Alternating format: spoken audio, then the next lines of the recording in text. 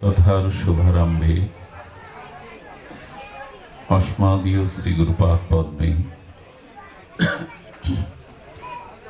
ভুয়ো ভুয়ো দণ্ডবত প্রণতি।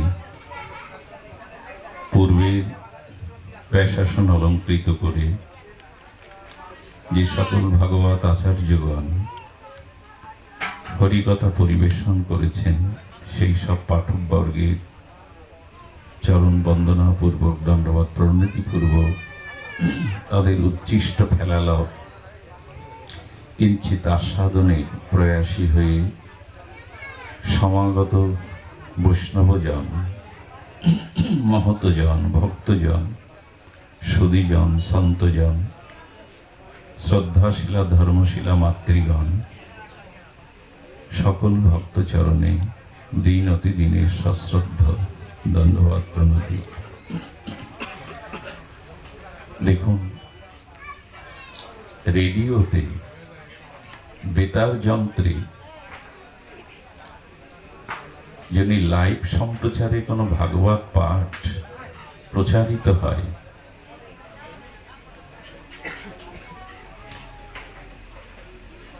তো কোনো ব্যক্তি অন্যান্য সম্প্রচারের দিকে তার আসক্তি বা দৃষ্টি না গিয়ে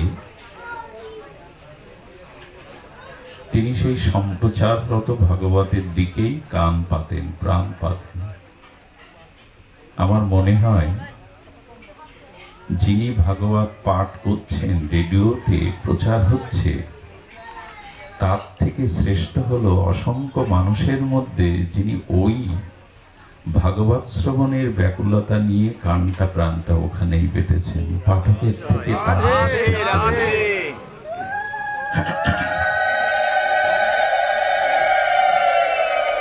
মাঝে মাঝে মনে হয় পাঠক যারা ভাগবত পাঠ করেন, তাদের মাঝে মাঝে শ্রোতাদের আসনে বসতে হয়। বসলে অনুভব হয়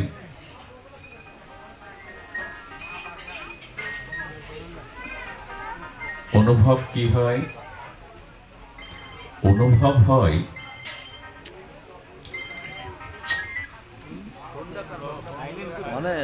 এই ব্যাসপীঠে, ব্যাসাসনে, উচ্চাসনে বসলে মাঝে মাঝে আমার ব্যক্তিগত অনুভূতি হয় যে আমি পাঠক, প্রবক্তা, ব্যাখ্যাতা। কিন্তু বিশ্বাস করুন,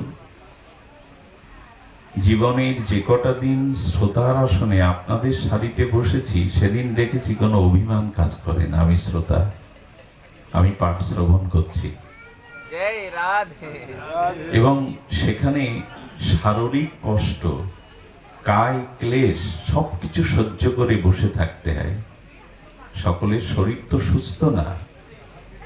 সেই শারীরিক কষ্ট এবং এই মাটিতে বসার যে একটা শারীরিক সুখ না থাকা,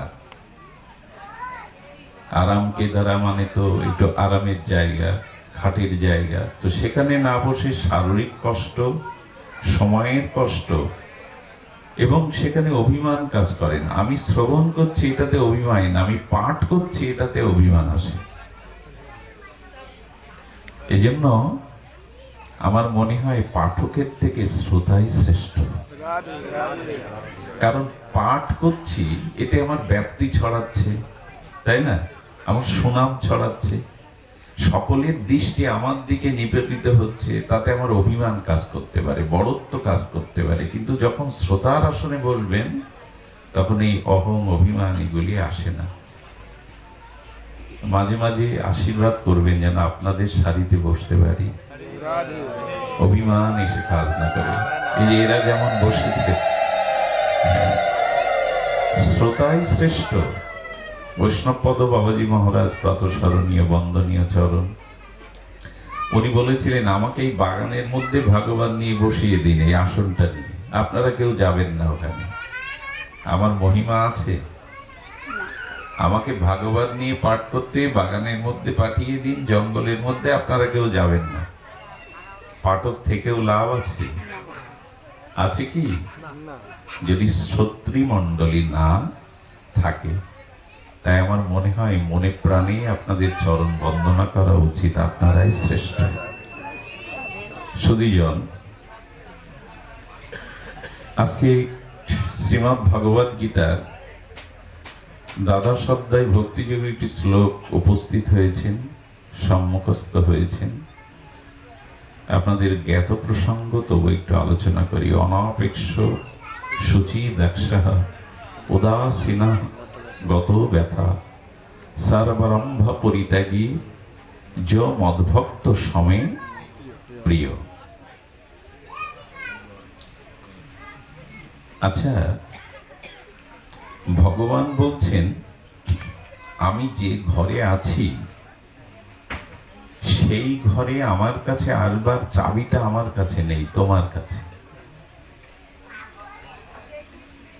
ভগবান দাবি করছেন আমি যে ঘরে অবস্থান করছি সেই ঘরে প্রবেশে আমার কাছে আসবার চাবিটা এটা আমি ভক্তের হাতে দিয়ে দিয়েছি, তোমাদের হাতে, আমার হাতে নেই।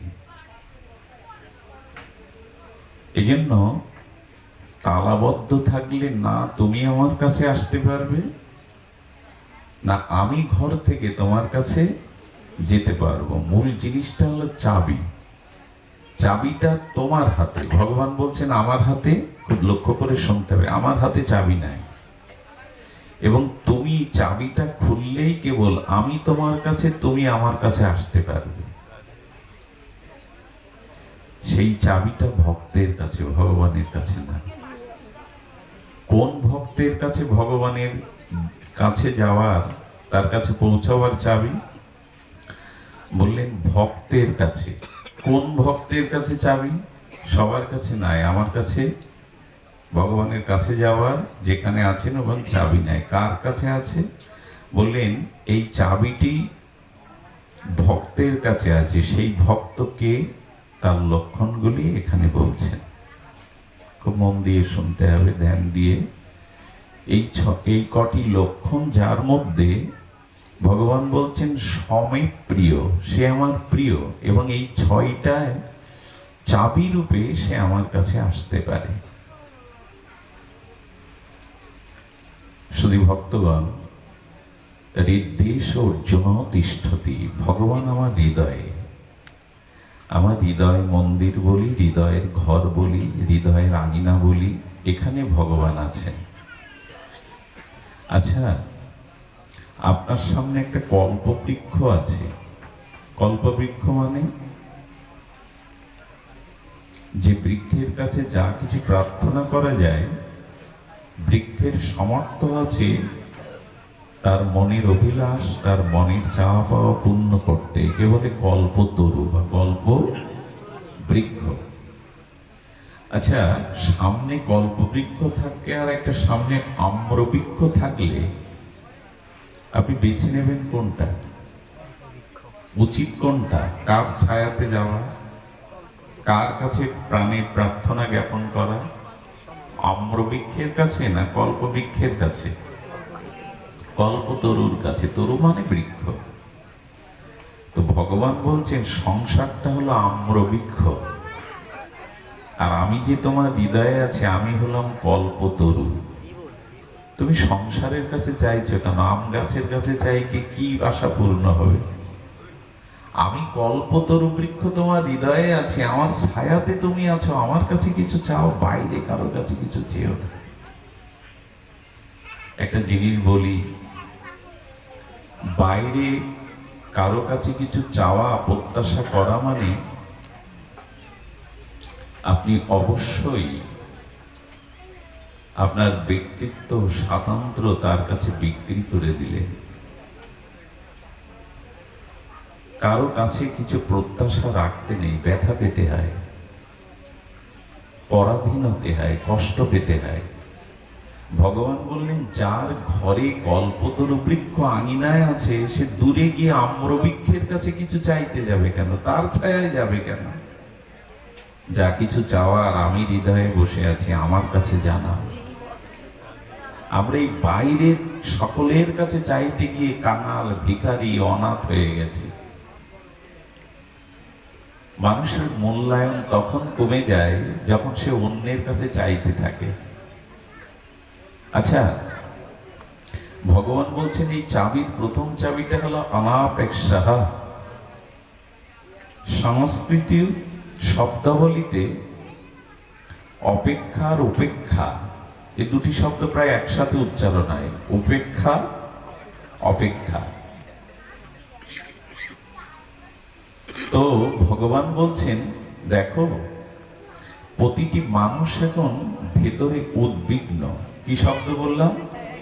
উদ্বিগ্ন। এই বুঝি রোগ, শোক, জরা, ব্যাধি, দুঃসংবাদ, ভীত সন্তুষ্ট। কেমন জানি একটা চুয়া মানে ইঁদুর তার বাসস্থান চালা থেকে যখন আপনার ঘরে প্রবেশ করে, দেখবেন ইঁদুরটার ভিতরে কি জাতীয় ভীতি কাজ করে। দেখবেন একবার এদিকে তাকায়, লক্ষ্য করেছেন আড়ালে থেকে ইঁদুরটা যখন আপনার ঘরে প্রবেশ করে, সে চারিদিকে খুব সন্তর্পণে ভীত দৃষ্টিতে একবার এদিকে চাই। কারণও আছে, বিড়াল যদি দেখে ফেলে, মালিক যদি দেখে ফেলে, কুকুরটা যদি দেখে ফেলে, ভয় তো থাকবেই। চারিদিকে ভীত সন্তুষ্ট হয়ে এদিক ওদিকে সকুচিত ভাবে, ভীত সন্তুষ্ট ভাবে খুব দ্রুত ঘুরে বেড়ায় এবং একটু কিছু শব্দ হলে আবার চালার মধ্যে। ভাগবত বললেন সংসারে মানুষের উদ্বিগ্নতা ওই চুহার মতো, ইঁদুরের মতো। রোগের ভয়, শোকের ভয়, দুঃসংবাদের ভয়, সংসারে অশান্তির ভয়, প্রিয়জন হারানোর ভয়, না পাওয়ার ভয়, উদ্বিগ্ন। ভগবান বললেন যার ঘরে আমি বসে আছি তার উদ্বিগ্ন মানায়? যার ঘরে, আচ্ছা এখন আপনার ঘরে ভগবান এসেছেন, স্বয়ং অখণ্ড পরতত্ত্ব শ্রীকৃষ্ণ বা রামচন্দ্র এসেছেন, আপনার ঘরে বসেছেন। আপনার এই মুহূর্তে ধ্যান দিন, যে মুহূর্তে ভগবান আপনার গৃহ মন্দিরে বসেছেন, অবস্থান করছেন, সেই মুহূর্তে এর থেকে বড় কিছু প্রাপ্তির সংবাদ আর থাকতে পারে আপনার কাছে? কথা বলুন, থাকতে পারে? আর পৃথিবীর অন্য কোন দুঃসংবাদ এখন আপনাকে দুঃখিত করতে পারে? বোঝা যায় কি মা? যেটা বলা হচ্ছে বোঝা যায়? ভগবান এখন আপনার ঘরে এসে বসেছেন। যদি আপনার গৃহ মন্দিরে ভগবান অবস্থান করে, তো এর থেকে কোনো বড় সংবাদ সুখের প্রাপ্তি আর আসতে, তাহলে পৃথিবীর ধন জন পুত্র পরিজন এর কোন সুখ সংবাদ কি আপনাকে ভগবান আমার ঘরের থেকে আনন্দ দিতে পারে? আর সে সময় পৃথিবীর কোন জমি জমা হারানো, শরীর হারানো, দুঃখ বেদনা কোনো আপনাকে আক্রান্ত করতে পারে? সূর্য উঠল তো আর অন্ধকার কি ভয় দেখাবে সূর্যকে? ভগবান যেখানে উপস্থিত আছেন সেখানে তার থেকে বড় সুখ, তার থেকে এমন কোন দুঃখ নেই, যে এমন কোন অন্ধকার নেই যে সূর্যকে আড়াল করতে পারে। ভগবান বলছেন দেখো, ভক্তি না থাকায়, ভজন না থাকায়, শাস্ত্র জ্ঞান না থাকায় আমি হৃদয়ে বসে আছি, তবু মানুষগুলো কিভাবে উদ্বিগ্ন হচ্ছে, বাইরের সংবাদে উদ্বিগ্ন হচ্ছে। দেখুন, বড় টাকা পয়সা ধন সম্পদ আসলেও যেমন উদ্বিগ্নতা আসে, আবার দুঃখ এলেও। ঘরে একদিন নগদ 20-25 লাখ টাকা রেখে দেখবেন কেমন ঘুম হয়। সুখেও উদ্বিগ্ন আসে, সোনা দানা এনে রেখেছেন মেয়ের বিয়ে, দেখবেন কয়েক রাত্রি ভালো ঘুম হয় না। সুখেও উদ্বিগ্ন, দুঃখেও উদ্বিগ্ন। ভগবান বলছেন আমি যে ঘরে বসে আছি সেখানে এই উদ্বিগ্ন আসাটা, আমি তো আর এই শব্দ বুঝি না, মূর্খ। ডিপ্রেশন কি বলে সৌম? ডিপ্রেশন। এই শব্দটা আমার ঠিক অর্থ জানা নেই, মূর্খ তো। এই শব্দটা এখন বহুল প্রচলিত। আরেকবার বলো কি? ডিপ্রেশন। এই শব্দটা এখন খুব, যারা মানসিক দুশ্চিন্তা বলতে পারে না তারা টেনশন বলতে পারে। মানসিক দুশ্চিন্তায় বাংলা শব্দটা যাতে জানা নেই, কিন্তু টেনশন শব্দটা এখন মানুষের এই উদ্বিগ্ন দূর করার চাবি দিচ্ছেন আপনার হাতে, যদি এখন নিতে পারে। ভগবান বলছেন আমি তোমার ঘরে বসে আছি, চাবিটা নিয়ে নাও, উদ্বিগ্ন রেখো না। জীবনে যে কটা দিন বাঁচো, এই উদ্বিগ্নতা, এই মানসিক দুশ্চিন্তাটা ফেলে দাও। তাকে আর হয় কেন হয় না? চাবি নাই। ভগবানের ঘরে প্রবেশ করার বা ভগবানকে আমার ঘরে আনবার চাবিটা আমার কাছে আছে, কিন্তু আমি ব্যবহার করছি না। সেই চাবি হলো অনাপেক্ষা। এই যে বললাম, অপেক্ষার উপেক্ষা। অপেক্ষা কাকে বলে জানেন? আহা, আচ্ছা, আপনি খুব ধনী, মানী, জ্ঞানী এবং তিনি দাতা শিরোমণি। আপনি সেই শেঠ বা বিশাল ধনীর গৃহে সেবক হয়ে কাজ করেন। আপনি যদি পাড়ায় গিয়ে বলেন আমাকে একটু তেল সাবান দিন, তখন পাড়ার মানুষ কি বলবে? নিন্দাটা কার করবে? আপনার না শেঠের? ধনী ব্যক্তির। বেটা বড় শেঠ হয়েছে, ধনী হয়েছে, তোমাকে তেল সাবান দেয় না, ভিখারি কোথাকার। গালাগালিটা কার হবে? ভগবান যেন বললেন তুমি আমারই নিত্য দাস, তুমি আমার ঘরে বাস করে অপেক্ষা চাইছো কেন? অন্যের কাছে এটা দাও, ওটা দাও, এতে বদনামটা আমার হবে। যারা ভগবানকে হৃদয়ে অনুভূতি করেন তারা জগতে অন্যের কাছে কিছু চাইতে পারেন না। এই জন্য স্বামী বিবেকানন্দ 3 দিন কলকাতার রাজপথে হেঁটেছেন, দুয়ারে দুয়ারে একটু কাজের জন্য, চাকরির জন্য তিনি অনুরোধ করেছেন হাত জোর করে। তৎকালীন আইনের ছাত্র, তুখোর ছাত্র, মেধা সম্পন্ন নরেন দত্ত টিউবওয়েলের জল খেয়ে মাকে মিথ্যা কথা বলেছেন। বন্ধুর বাড়ি নিমন্ত্রণ ছিল, বিধবা মায়ের অশ্রু দেখেছেন, ঋণগ্রস্ত আর ঋণী ব্যক্তির যেভাবে কলঙ্ক নিতে হয়, অপমান, বড় কথা। বাবা মরার পরে কিছু ঋণ হয়ে গেছিলেন স্বামীজিদের পরিবার, যাদের কাছে ঋণ গ্রহণ করেছিলেন তাদের কটু কথা শুনতে হয়েছিল, মায়ের চোখের জল দেখতে হয়েছিল। 3 দিন উপবাস হয়ে পথে শ্রান্ত ক্লান্ত হয়ে কত অফিসে ঘুরেছেন একটা কাজের জন্য। সেই নরেন দত্তকে রামকৃষ্ণ বলছেন, যা ওই দেখ ভবতারিণীর দুয়ার খোলা। আমি আজ তোকে বলছি, আজ মা তুই যা চাইবি, মা কল্পতরুণী হয়ে তোকে সেটা প্রদান করবে, যা। প্রথমবার ফিরে এলো, কিরে নরেন, মায়ের কাছে চেয়েছিস?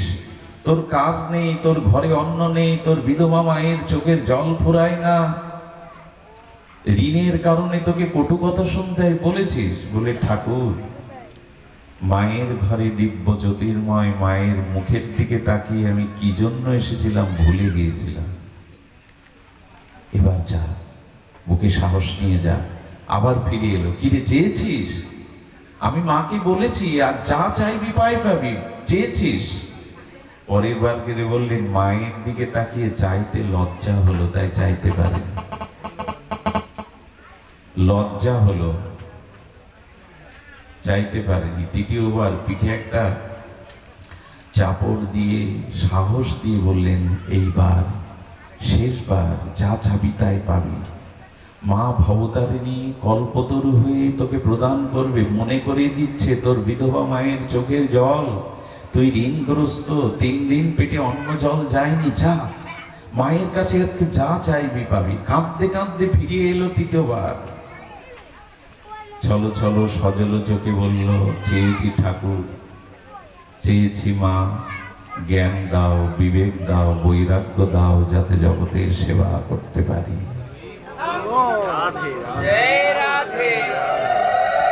খুব ধনীর বাড়িতে কাজ করে পাড়ার লোকের কাছে তেল সাবান চাইতে যাবেন না, তাতে আপনার বদনাম হবে না। আপনি যে বাড়িতে, যে শেঠের বাড়িতে কাজ করছেন তার গোবিন্দচরণ আশ্রয় করেছেন, অথচ চেয়ে বেড়াচ্ছেন জগতের কাছে, এটা ভগবানেরই অপমান। অন্যের অপেক্ষা রাখতে নাই। অনাপেক্ষ অন্যের অপেক্ষা কখন আসে? আচ্ছা, আমার চোখের দৃষ্টি কমে গেছে, ভালো করে দেখতে পাচ্ছি না, তখনই তো অন্যের চোখে পথ চলতে হয় আমাকে, নাকি? যখন আমার দৃষ্টিশক্তি ক্ষীণ হয়েছে, আমি দেখতে পাই না, তখনই তো অন্যের চোখে আমাকে পথ চলতে হয়। গোবিন্দ বলছেন অপেক্ষা করো না। অপেক্ষাটা তখনই হয় যখন তোমার স্বতন্ত্র বলে কিছু থাকে না। নির্ধনী ধনীর অপেক্ষা করে, বিদ্যাহীন ব্যক্তি বিদ্বানের অপেক্ষা করে, চক্ষুহীন ব্যক্তি চক্ষুমান ব্যক্তির অপেক্ষা করে। ভগবান বললেন আমি বিরাট বিভু, আমি চৈতন্য, আমি সর্বশক্তিমান তত্ত্ব, আমি সর্বসমর্থ। আমার কাছে যদি এসো তাহলে অন্যের অপেক্ষা করো না। আমরা কি করি? এক ভগবানের চরণাশ্রয় করেছি, আবার বিভিন্ন কামনা বাসনা পূরণের জন্য কত জায়গায় যায়, কত জায়গায় নিজেকে এটা মানা চেনা করি, এটা দাও ওটা দাও। তো শেঠের বাড়ি থেকে ধনির বাড়ির দাস হয়ে পাড়ায় যদি সাবান সোটা চেয়ে বেড়ান, সেটা মালিকেরই নিন্দা হয়। এই জন্য অন্যের অপেক্ষা থাকাটা, অপেক্ষা মানে বুঝতে পেরেছেন তো? অপেক্ষা মানে তুমি না হলে জীবন চলবে না, তোমায় ছাড়া আমার জীবন অচল। এই কথা যারা বলে তারা ভগবানের প্রতি নির্ভর করতে পারে না। আচ্ছা, বিল্বমঙ্গল চোখ অন্ধ করে দিয়েছে, করে কারো হাত ধরে চলছে বৃন্দাবনে? ভক্ত রাজ, রসিক ভক্ত কুলমণি কুলতিলক, কৃষ্ণ ভক্ত চূড়ামণি বিল্বমঙ্গল ঠাকুর জগতের দৃষ্টি অন্ধ করে দিয়েছেন। যে বিল্বমঙ্গলের ইতিহাসে, ইতিহাসটা বেশ মনজ্ঞ, আমি কোথাও যেন বলেছি। বিল্বমঙ্গল পূর্বজন্মে ছিলেন সন্ন্যাসী এবং অতীব সাধু সেবা পরায়ণ ছিলেন। সাধু সেবার একটু মোহিত এই পরিসরে হয়ে যায়। তো বিল্বমঙ্গল তার পূর্বজন্মে ছিলেন আদর্শ ব্রাহ্মণ সন্ন্যাসী, সর্বত্যাগী, কিন্তু তার মহৎ ব্রত ছিল বৈষ্ণব সেবা, মহৎ সেবা। তো মহৎ সেবা করতে করতে, বৈষ্ণব সেবা করতে করতে, সাধু সেবা করতে করতে, পরহিতের জন্য নিজের জমি জমা স্থাবর অস্থাবর সব বিক্রি করে পথে নেমেছেন। একটু দূরে সরিয়ে নিয়ে যান, সব পথে নেমেছেন। ওই দেশের রাজার রাজকন্যা মারা গেছে, কুমারী অনুরা। সেই রাজকন্যার পায়ের নুপুর থেকে মাথা পর্যন্ত সব হীরা গহনা সোনা দানায় ভরা।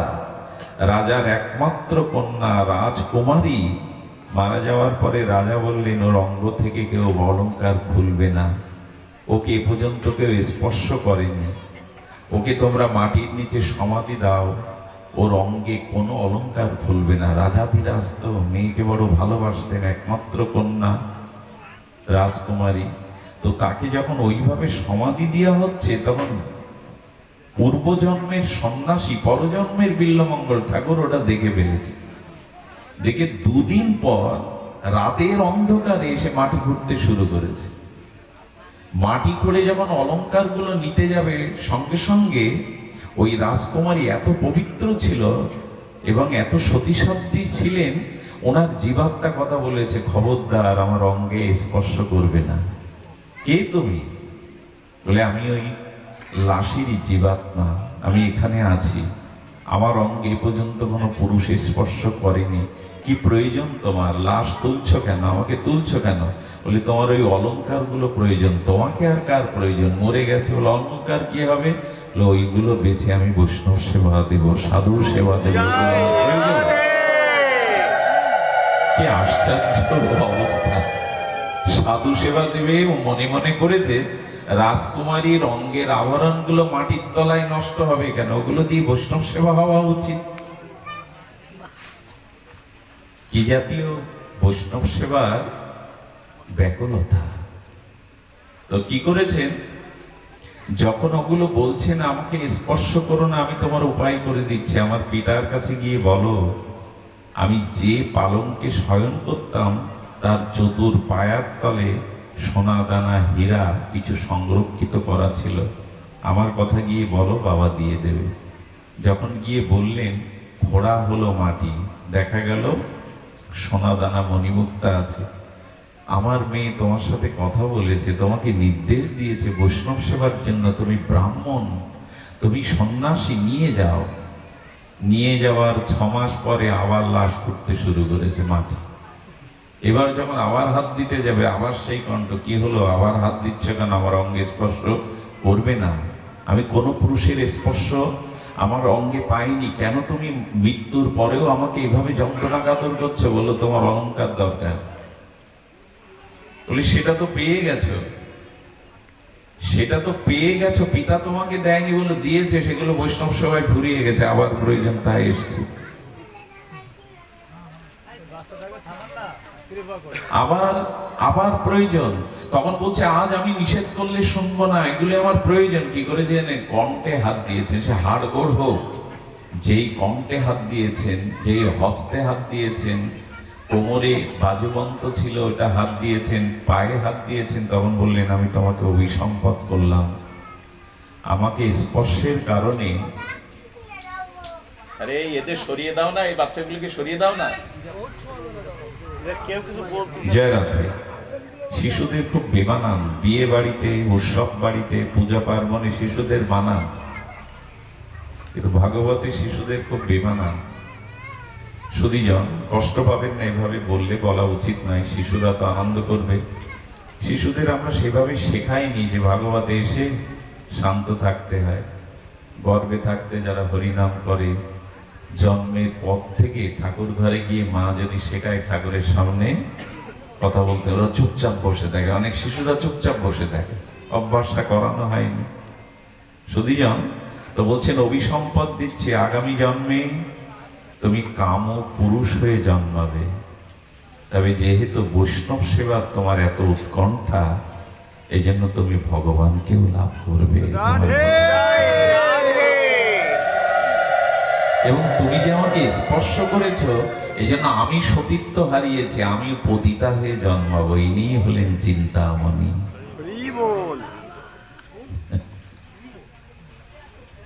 বিল্বমঙ্গল এই জন্য প্রথমে তার পিতার শ্রাদ্ধের দিনেও চিন্তার কাছে গিয়েছিলেন, সমস্ত বিদ্যা জলাঞ্জলি দিয়ে এই চিন্তা নামক নারীর পিছনে মোহগ্রস্ত হয়েছিলেন। আমার মনে হয় অনেক সাধু দেখবেন ভজন পথে এসেছে, ভক্ত পথে এসেছে, মাঝে মাঝে তার ভিতর কিছু বিক্রিয়া দেখা যায়, এগুলো তার পূর্ব জন্মের কোন অভিশাপ, কুসংস্কার। সে জ্ঞানী, সে ভজন করে, সে মালা তিলক নিয়েছে, অথচ ভেতরে ভেতরে তার যে প্রবৃত্তি, কুসংস্কার, এটা পূর্বজন্মের কারো অভিশাপ, সেটা বয়ে বেড়াচ্ছে। তবে লক্ষ্য যদি ভগবত সেবার দিকে থাকে, ভজনের দিকে থাকে, পার পেয়ে যাবেন। বিল্বমঙ্গল এই জন্য চোখ অন্ধ করে দিল। পূর্ব সংস্কার ছাড়া এ পথে আসা যায় না। পূর্ব কিছু সুকৃতি, বহু নাম জন্ম নামান্তে জ্ঞানবানাং প্রপদ্যতে, বহু জন্মের সুকৃতি ছাড়া এ পথে আসা, রূপ যৌবন ভোগ বিলাস নিয়েই তো জগৎ মেতে আছে। জগৎ বেঁধে আছে ভোগ, বাহ্যিক, ঐহিক, এই জগৎ নিয়ে, এই রূপ যৌবন ভোগ বিলাস, এই নিয়েই জন্মটা কাটিয়ে দিল। ভজন পথে তারাই আসে যাদের পূর্ব জন্মে। আপনারা আসছেন না এই জন্মে না, অনেক জন্মের অভ্যাস আপনাদের। কাদা ঠেলে বৃষ্টির স্নাত দিনে ঘরের গৃহসুখ ছেড়ে, বিনোদন অনুষ্ঠান ছেড়ে, ভালো খাওয়া দাওয়া, প্রিয়জন ছেড়ে মাটিতে বসেছেন কেন? অনেক জন্ম আসা অভ্যাস। সেই সাথে নিজেরটাও বলি, আমাদেরও অনেক জন্মের বলা অভ্যাস। আপনাদেরও আসা অভ্যাস, আমাদেরও বলা, তা না হলে সংযোগ হয়নি। ভুরিদা জানা। ঠাকুর বিল্বমঙ্গল চোখ অন্ধ করে দিয়েছেন। আর যেতে যেতে যেতে যেতে খাদের কিনারে পড়ে গেলে একেবারে সারকার হয়ে যাবে, দেহটা কয়েক খণ্ড হয়ে যাবে। ঠাকুর এসে বললেন দাঁড়াও দাঁড়াও দাঁড়াও, বালক বেশে গোবিন্দ এসে দাঁড়াও, ডান দিকে আর যেও না। স্তম্ভিত হয়ে বললেন, এই কণ্ঠ কোনো মানুষের হতে পারে না। এ দিব্য কণ্ঠ, আমি যাকে খুঁজছি, যার উদ্দেশ্যে আমি বেরিয়েছি, এই কণ্ঠ আমার গোপালেরই। উনি ইচ্ছা করে আরো ডান দিকে বেশি ঝুঁকে যাচ্ছেন, কারণ ভরসা কোনটা জানেন? ন মে ভক্ত, আমি তোমার পথে উঠেছি। বিল্বমঙ্গলের ওই সময়ের সঙ্গীতটা বড় মধুর। আমার হাত ধরে তুমি নিয়ে চলো সখা, আমি যে পথ চিনি না। আমার হাত ধরে তুমি নিয়ে চলো সখা, আমি যে পথ চিনি না। ঠাকুরের এই সঙ্গীতে ভগবান কি করছেন? ভগবানকে পরীক্ষা করার জন্য ইচ্ছা করে ডান পাশে আর বেশি করে ঝুঁকে পড়ছেন, যাতে পড়ে যায়। যেই পড়ে যাবে খাদে, গোপাল এসে করো কি বলে ধরেছে। বিল্বমঙ্গল মনে মনে হাসছে, কথা তাহলে রেখে দাও। নমে ভক্ত প্রণশ্যতি, তোমার ভক্তকে তুমি পড়ে যেতে দাও না, পড়ে গেলেও শেষ হয়ে যেতে দাও না। তোমার ভক্ত শতবার পড়তে পারে, কিন্তু তোমার আশীর্বাদে সে আবার উঠে দাঁড়ায়, আবার উঠে দাঁড়ায়, সে নিঃশেষ হয়ে যায় না। আচ্ছা, ঠাকুর তাকে এখন দর্শন দেবেন না, এই জন্য বলে ছাড়ো ছাড়ো, তোমার শক্ত হাত, আমার গায়ে বড় ব্যথা লাগছে। গোবিন্দ ইচ্ছা করে বলছে তোমার হাত বড় শক্ত, তুমি ছেড়ে দাও। বিল্বমঙ্গল ভাবলো সত্যিই তো, আমার গোপাল হলে তার কোমল অঙ্গে আমার এই কঠিন হস্ত আনন্দ দিচ্ছে না, ব্যথা লাগছে, ছেড়ে দিলেন। গোপাল দূরে দাঁড়িয়ে হাততালি দিয়ে বলছি, কেমন বোকা বানালাম তোমায়, আমার তো ব্যথা লাগছিল না, আসলে তোমাকে আমি ধরা দেব না। এইখানেই সেই বিখ্যাত উক্তি করেছিলেন। সৌম্য হলে হয়তো সংস্কৃতিটা বলে দিত, আমার তো স্মরণ নেই। সেই বিখ্যাত উক্তিটা আপনাদের সকলের একবার করে হৃদয়ে স্পর্শ করেছি ইতিপূর্বে, আবার একটু করুক। হে ঠাকুর, তুমি সর্বশক্তিমান হতে পারো, তুমি পরম পুরুষ, শক্তিমান পুরুষ হতে পারো, এই জন্য তোমার হাত ধরলে তুমি শক্তির দ্বারা ছাড়িয়ে নিতে পারো, কিন্তু তোমার এমন শক্তি নাই তুমি আমার হৃদয় থেকে চলে যাও। দেখি, তোমার এমন শক্তি নাই যে তুমি আমার হৃদয় থেকে চলে যাও। তোমার হাত ধরলে তুমি শক্তিমান, হাত ছাড়িয়ে নিতে পারো, কিন্তু তোমার এমন শক্তি নাই যে আমার হৃদয় থেকে তুমি চলে যেতে পারো। ঠাকুর বিল্বমঙ্গল অপেক্ষার কারণ নাই, অপেক্ষা তার প্রতি করতে হবে, কিছু করার নেই আমাদের। এই জন্য বলে অনাপেক্ষা, অন্যের প্রতি অপেক্ষা রেখো না। আমি কল্পবৃক্ষ, আম গাছের গোড়ায় গিয়ে চাইছো কেন অবল তাবল? আমি তোমার হৃদয়ে আছে কল্পবৃক্ষ, যা কিছু। এই জন্য ভাগবতের এই শ্লোকটা বড় বড় প্রীতিকর, আনন্দকর। অকাম সর্ব কাম বা মোক্ষ কাম উদারথি। তোমার ভিতরে যদি কামনা বাসনাও থাকে, অন্যের কাছে চেয়েও না, আমার কাছে জানাও। অন্যের কাছে সুযোগ নেবে তোমার। এই পৃথিবীতে যার কাছে যা কিছু চাইবে, সে কড়াই গন্ডায় একদিন স্বার্থ পূরণ করে নেবে, হিসাব নিয়ে নেবে। আমার কাছে চাও। নিষ্কাম বা কামনা যদি থাকে, আর কারো কাছে চেয়েও না, আমার কাছে চাও। দেখুন, মনে যদি শান্তি পেতে চান, আপনি যে পাপটা করেছেন, যে গর্হিত কাজটা করেছেন, যেটা পৃথিবীতে প্রকাশ করার মতো না, ঠাকুরের সামনে গিয়ে প্রাণ খুলে বলুন। এবং ভগবান এমন একটি চরিত্র, ভগবান এমন একটি আশ্রয়, ভগবান এমন একটি আধার। পৃথিবীতে দেখবেন মানুষ গোপনীয় কোনো পাপ, গর্হিত কোনো পাপ, মহাপাপের কথা পৃথিবীতে স্বামীকে স্ত্রী বলে না পর্যন্ত, পৃথিবীর কোনো প্রিয়জনকে বলে না, কিন্তু মন্দিরে গেলে ভগবানের দিকে তাকালেই দেখবেন ওই কথাটা আগে মুখে চলে আসে। ওখানে লজ্জা আসে না, কারণ ওইখানে তো জানাবার জায়গা, ওইখানেই জানাবার জায়গা। ভগবান কেন জানেন? ওখানে গেলে মনের সমস্ত গোপনীয় পাপ কথাটাও শত উচ্চারিত হয়ে ওঠে, ওখানে বাধা বা লজ্জা। এই জন্য তার থেকে আপন কেউ নেই। নিজের খুব নিচ পাপ জনিত মহাপাপের কথা বলতে পারেন প্রিয়জনের কাছে? কুণ্ঠিতা আসে, লজ্জা আসে যদি তাকে হারাই বা আমাকে নিচ ভাবে। কিন্তু ভগবানের মুখের দিকে, চরণের দিকে তাকালেই দেখবেন নিজের যত অন্ধকারের কথা শত উৎসাহিত বলতে ইচ্ছা করে। কিন্তু তার থেকে আপন জনার কেউ নিজ জনার। এই জন্য ভগবানের কাছে যেতে হয়, গিয়ে তার দিকে তাকিয়ে মনের সবকিছু উজাড় করে দিতে হয়।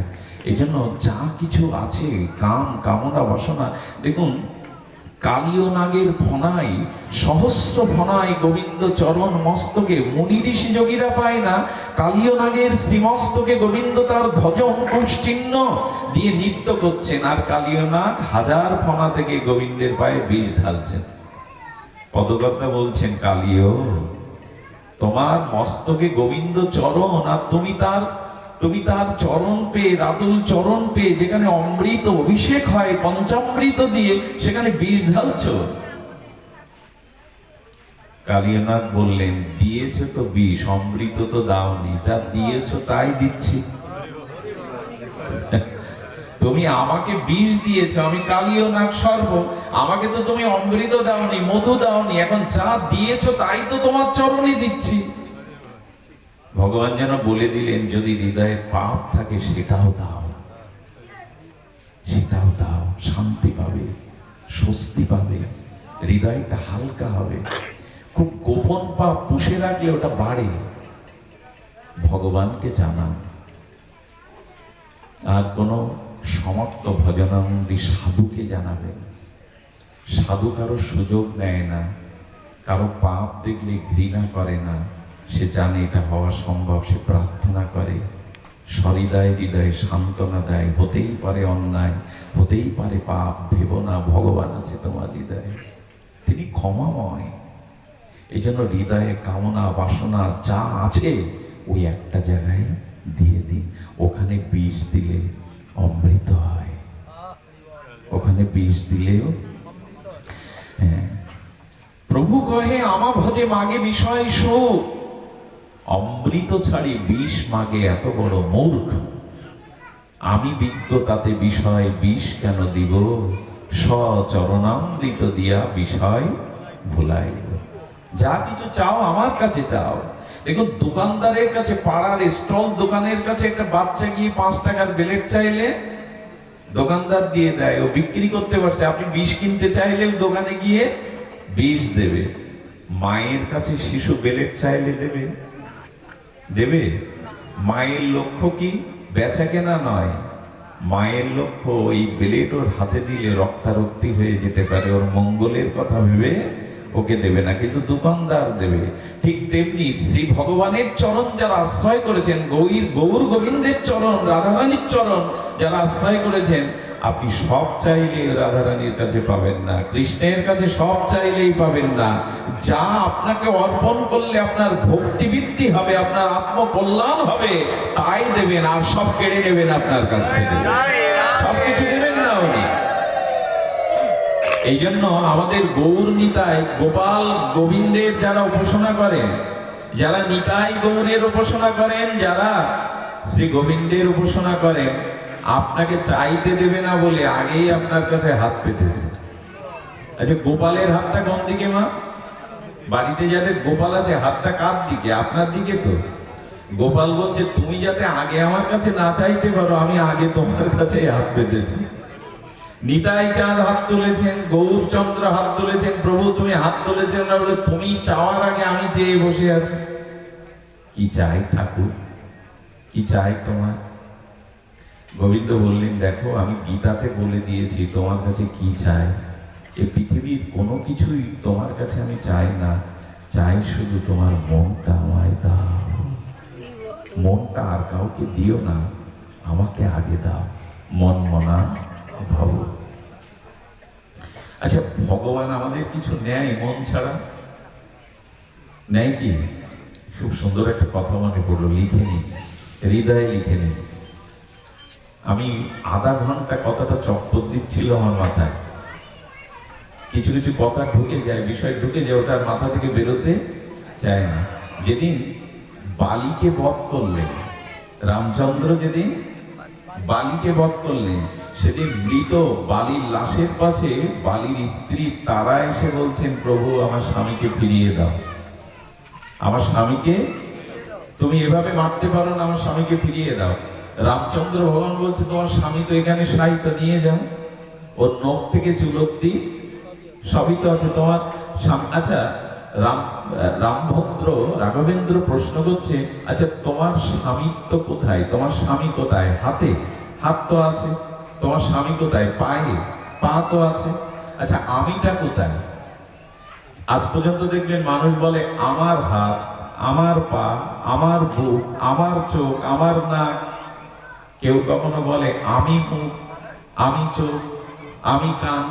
একথা কাউকে বলতে শুনেছেন? আমি মাথা বলে আমার, বলে তোমার কান, তোমার মাথা, তোমার হাত, তোমার পদ, তুমি কার? তুমি কার? এ প্রশ্নের উত্তর আমাদের অনেকের জানা নেই। আমি কার? তো বলছেন তোমার স্বামী হাতে, পায়ে, মাথায়, বুকে কোথায়? তারা তখন বলছে না, পুরো বডিটাই তো আমার স্বামী। বলে সেটা তো আছে, আমি তো কিছু নেইনি ওর থেকে।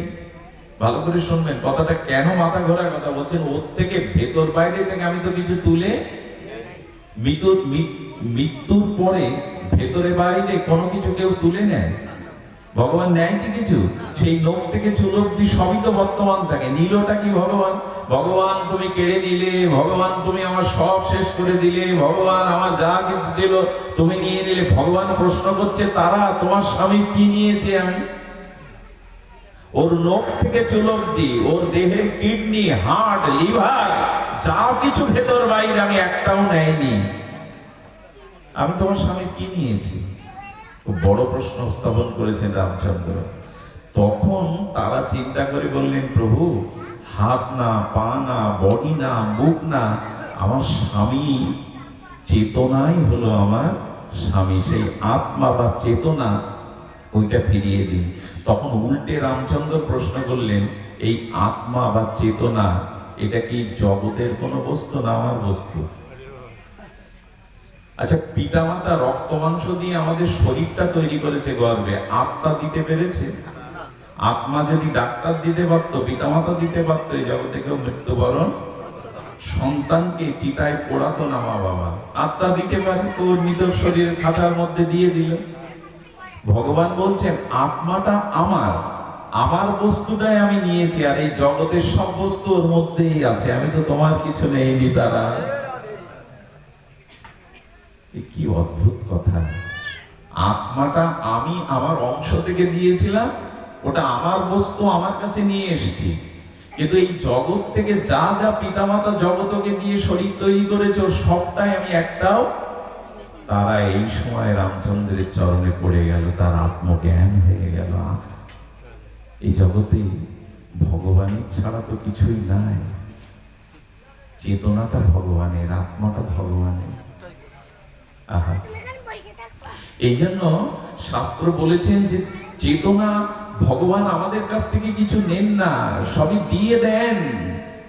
এই চেতনাটাই তার, এই জন্য তার কাছে তার বস্তু। এই জন্য তো বলছেন মনটা আমায় দাও। ওই চেতনা সংযুক্ত করে যদি মনটা আমায় দিতে পারো, তবে আমি তোমায় গ্রহণ করব।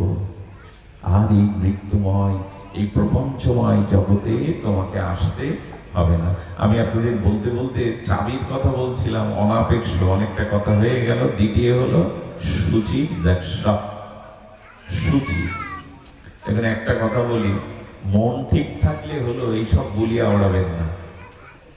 কেউ যদি বলে সকালে স্নান করে মন্দিরে যান, একটু তিলক মালা নেন, একটু কণ্ঠী ধারণ করেন, একটু আসমন করুন, যে কাপড় পরে ল্যাট্রিনে যাবেন, বাথরুমে যাবেন, ওই কাপড় পরে আহ্নিক করা যায় না, ভগবানের পূজা আরতি দেখানো যায় না, ওটা প্রসাদী কাপড় না। এসব বলতে গেলেই পা ধুয়ে মন্দিরে উঠুন, প্রণাম করে, কারো পায়ে প্রণাম করে ওই হাতটা একটু জল আসমন না করে অন্য চরণে হাত দিয়েন না। এগুলো যখনই বলতে যায় তখনই কথা আসে মন ঠিক থাকলেই হলো। খুব সহজ, মন ঠিক থাকলে এইসব বলি আওড়ানো ঠিক না। দেখুন, শুচিতা দরকার। ভজন সাধন করতে গেলে শুচি মানে পবিত্র হওয়া দরকার, এবং সেটা ভেতরে ওম অপবিত্র পবিত্র বা সর্বাবস্থানগত অভিবা যৎ সারেত পুণ্ডরিকাক্ষ সবাহ্য অভ্যন্তর। ভেতরে বাহিরটা শুচি, নাহলে তুমি ভজন করবে কি? যার সদাচার নেই তার ভজন নেই। এক কথায় যার সদাচার নেই, বিশ্বাস করুন, মলমূত্র ত্যাগ করে যারা জলৌশৌচ না করে, যে অঙ্গে জল না দেয় ওই অঙ্গ দিয়ে গ্রহদোষ প্রবেশ করে, গ্রহ প্রবেশ করে। ভাগবত উপাখ্যানে আছে। এই জন্য দয়া করে অনুরোধ করব, সূচিটা কেমন জিনিস জানেন? আচ্ছা, আগুন জ্বালিয়ে তাতে যদি কাপড়গুলো দিয়ে দেন, বস্ত্র থাকবে মা? আগুনে কাপড় দিলে জ্ঞানাগ্নি কুরু ভস্মাসাৎ, অগ্নিতে কাপড় দিলে কি হবে? জয় রাধে, ঘুমাবেন নাকি? অগ্নিতে কাপড় দিলে কি হবে? ভস্ম হয়ে যাবে। কিন্তু ওই অগ্নির উপরে একটা পাত্র দিয়ে জল দিয়ে যদি ওর উপর কাপড় দেন, গরম জলে, কি হবে মা? পরিষ্কার হবে। আগুন লাগবে, জলটা গরম করতে হবে, সরাসরি আগুনে কাপড় দিলে পুড়বে, কিন্তু আগুনের তাপে কোনো পাত্রে ফোঁটা জলে যদি দেন তাহলে কাপড় পরিষ্কার হবে। ভগবান বললেন জ্ঞান সব পুড়িয়ে দেয়, কিন্তু জ্ঞানের সাথে যদি ভক্তি রস মিশানো থাকে তবে পবিত্র হবে। সরাসরি যারা, লক্ষ্য করুন, সরাসরি যারা বেদের জ্ঞান যাদের ভিতরে সরাসরি চলে আসে, ভক্তিবিহীন বেদ জ্ঞান, তারা পুড়ে মরে, তারা পুড়ে মরে। সার্বভৌম যেমন পুড়ছিল, নিমাইকে ডেকে বলছে, নিমাই আমার কাছে বেদ শেখো। শ্রীকৃষ্ণ চৈতন্য, তুমি সন্ন্যাসী হয়েছো, বেদ পাঠ করো না, নাচো গাও, ভাবকেলি করো, আমার কাছে বেদ শেখো। সার্বভৌমর বেদের জ্ঞান ছিল, আগুন ছিল, ভক্তি রস ছিল না, জল ছিল না। মহাপ্রভু ওটা দিয়েছিলেন। এই জন্য বেদের জ্ঞান সরাসরি যদি আপনার মধ্যে আসে, আর সদ্গুরু কৃপা, ভজন, অনুরাগ যদি না থাকে, সার্বভৌমের মতো পুড়ে মরতে হবে। সর্বজ্ঞ পণ্ডিত হলে হবে। সারা রাত ঘুমাতে পারেনি, এতটুকু অর্বাচীন বালক আমার ভুল ধরে বেদের। মহাপ্রভু হচ্ছেন এতটুকু অর্বাচীন বালক, আমি রাজ পণ্ডিত, আমাকে ভুল ধরে। অর্বাচীন কোথাকার, বালক কোথাকার। মহাপ্রভু পরে রস দিয়ে দিলেন, আগুনের উপরে পাত্রে জল দিন, ওই জল আগুনের তাপে ফুটলে তখন কাপড় দিন, কাপড়ের ময়লা দূর হবে। তো এই জন্য জ্ঞানের সাথে সাথে ভক্তিটা যুক্ত করে ওর উপরে দিয়ে দিন নিজেকে, সমস্ত মলিনতা দূর হয়ে যাবে। এই সূচিটাই আমাদের পবিত্র করে, সূচিটা। তবে এই জগতে যদি সব থেকে বেশি সূচিটা থাকে, তবে সেটা নিত্য নিরন্তর হরি নাম নেওয়াতে। হরি কথা, হরি, আপনারা লক্ষ্য করেছেন যখন ভাগবত শোনেন তখন হৃদয়টা কত শুদ্ধ থাকে, কোনো আবিলতার দিকে দৃষ্টি মন যায় না, কোনো সংসারের বোঝা মাথায় আর ক্রিয়া করে না। সূচি দক্ষ, সময়ের অভাব, অনেক দেরিতে পৌঁছেছি, যা বিস্তার করে বলবার না করে আমার সূত্রে। এরপর হলো দক্ষ। দক্ষ মানে দক্ষতা। দেখুন, ভজন করতে গেলে, ভক্ত হতে গেলে তাকে দক্ষ হতেই হবে।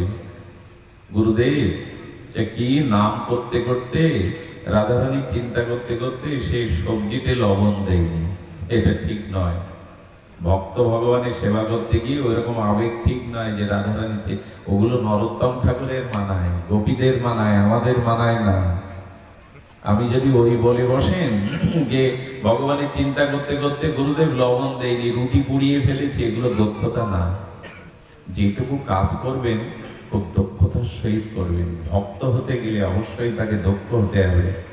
আমরা যখন ব্রজে যাই, রাধাকুণ্ডে যাই, আশ্চর্য হয়ে যায়, একটা 10 বছরের ছেলে যে গুরুদেবের চরণ সেবা করছে, মঠে আছে, তার ক্ষিপ্রতা দেখলে, তার দক্ষতা দেখলে লজ্জায় মাথা নিচু হয়ে যায়। 100 জন্ম লাগবে ওর মতো দক্ষতা আনতে। এই জন্য ভক্ত হতে গেলে দক্ষতা অর্জন করতে হবে। আবিলতা, আবেগ এসব দিয়ে কাজ হয় না, দক্ষতা চাই। গুরুদেবের জন্য লবণ দিতে ভুলে গেছেন, রুটি পুড়িয়ে ফেলেছেন, গুরুদেব গরম জল আনতে বলেছেন, তা জিভ পুড়িয়ে দিয়েছেন। জলটা কতটুকু গরম হলে, কতটুকু উষ্ণতা হলে গুরুদেব মুখে দিতে পারে, এই প্রজ্ঞাগুলো থাকতে হবে। একবার এক গুরুদেব বসে আছেন এমন জায়গায়, ঘরটা ছোট, শাস্ত্রে কি বলেছে, গুরুদেবের ছায়াকে মারাতে নাই, ছায়াকে মারাতে নাই। এখন সে দাঁড়িয়ে আছে, গুরুদেবের কাছে যেতে গেলেই তো ছায়া মারাবে। গুরুদেব বলেন, এই তোর দক্ষতা? আরে তোর সেবা বড় না তার কাছে অপরাধ বড়? আমার কাছে এই ছায়া ডিঙিয়ে না আসলে সেবা করতে পারছিস না, আর আমাকেও তো উঠে যেতে বলতে পারছিস না এখান থেকে। তোর কাছে তোর অপরাধ বড় হচ্ছে, গুরু সেবা বড়, এটা তোর দক্ষতার অভাব। মনে আছে তো গোবিন্দ দাসের কথা?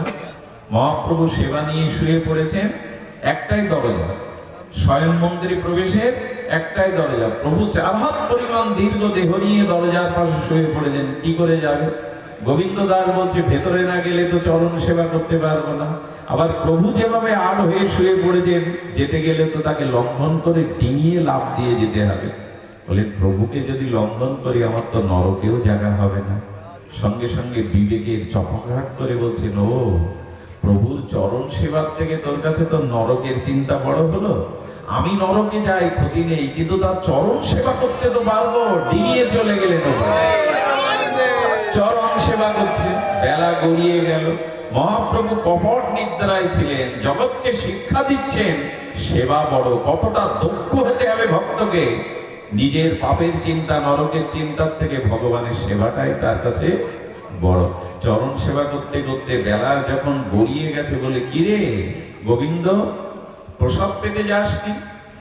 গোবিন্দ একটু স্মিত এসে বললেন, দরজার সামনে যদি এত বড় দেহ পড়ে থাকে তো বাইরে যাব কি করে? মহাপ্রভু বলছেন, যেভাবে ঢুকেছিল ওইভাবে বাইরে যাবে, যেভাবে প্রবেশ করেছিল ওইভাবে বহির্গমন হবে। গোবিন্দ দাস যে কথা বলেছিল, খুব হৃদয়ে রাখার কথা বলেছিল, প্রভু ভেতরে প্রবেশ করেছিলাম তোমার চরণ সেবার জন্য, আর বাইরে যেতে হবে তো নিজের উদর পরিপূরণের জন্য। এই দুষ্ট বুদ্ধি যেন কোনোদিন না হয়, কোনো কালে যেন এই বুদ্ধি না হয়।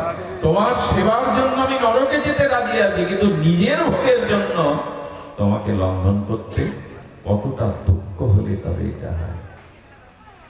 এই জন্য যারা ভজন সাধন করেন তারা দেখুন দক্ষতা অনেক দরকার। আমাকে বলতেন দক্ষতার মধ্যে এটা কিছু মনে করবেন না, কারোর সাথে যদি কথা বলেন, সে নারী হোক পুরুষ হোক, একটু দূরত্ব বজায় রেখে বলবেন। কারণ অনেকের কথা বলতে বলতে শব্দ চয়নের সাথে মুখের সেলস্যা, মুখের সেপাদি তার গায়ে গিয়ে পড়ে, এটা অনেক সময় লক্ষ্য করে না। এই জন্য কারোর সাথে খুব কথা বলতে গেলে সম্মানাত্মক একটা দূরত্ব বজায় রেখে করবেন। হেলে পড়ে কথা না বলায়, এসব মনে করবেন এটা ব্যাসাসনে বলার কথা না, কিন্তু আমাদের অজ্ঞতা আছে, আমাদের অনেক আবেগ আছে। এই আবেগগুলো ভগবান বলছেন আমার কাছে পৌঁছাবার চাবি হলো তোমাকে দক্ষ হতে হবে, তোমাকে দক্ষ হতে হবে। অনাপেক্ষ সচিদাক্ষ উদাসীন গতব্যত উদাসীন।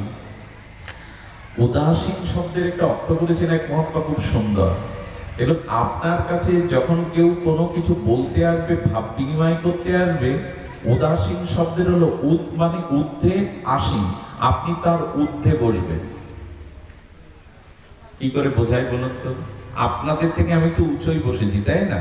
তাহলে আপনি আমি কোন সমান সমান্তরাল স্থানে নাই, আমি আপনাদের থেকে একটু উঁচুই বসেছি। এই জন্য আপনাদের অবস্থান থেকে আমার অবস্থানটা উঁচু, অনেক দূর থেকে আমাকে দেখতে পাবে। বলে জগতের নিন্দা, সমালোচনা, স্তুতি, প্রশংসা এই যারা তোমার সামনে এসে করবে, তুমি তাদের থেকে একটু উদাসীন। উদাসীন মানে ওই বিষয়ের থেকে একটু উঁচু থাকবে। কেন জানেন? আমি যখন আপনার কাছে কাউকে নিন্দা করতে যাব, আপনাকে কাছে পেয়ে আমি অন্য নিন্দা করছি, তাতে আমার মনের ভাবনা কি জানেন? আপনিও তার শত্রু হয়ে যান, আপনিও তাকে নিন্দা করবেন। বোঝা যায় কথাটা? আমি আপনার কাছে গিয়ে যেমন কারো নিন্দা করছি, আমি মন চাইছে, আমার অভিলাষ হলো আপনিও তার নিন্দা করুন আমার সাথে সাথে। ভগবান বললেন এই সবে না পড়ে ওই স্থান থেকে একটু আসীন, একটু উঠে উঠে বসো, যাতে ওই জিনিসগুলো তোমাকেও আক্রান্ত করতে না পারে।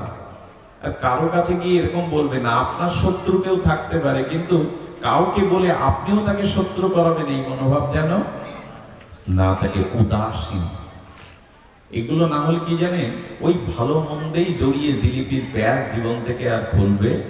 এ ভালো, এ মন্দ, এ পছন্দের, ও পছন্দের, এই নিয়েই কি জীবন কাটাতে এসেছি। গীতা, আমরা অনেক সময় গীতাকে বাদ দিয়ে যাই। গীতাকে বাদ দিয়ে কিছু নয় সনাতন ধর্মে। ভাগবতে পৌঁছাতে গেলেও গীতার দরজা দিয়ে যেতে হবে।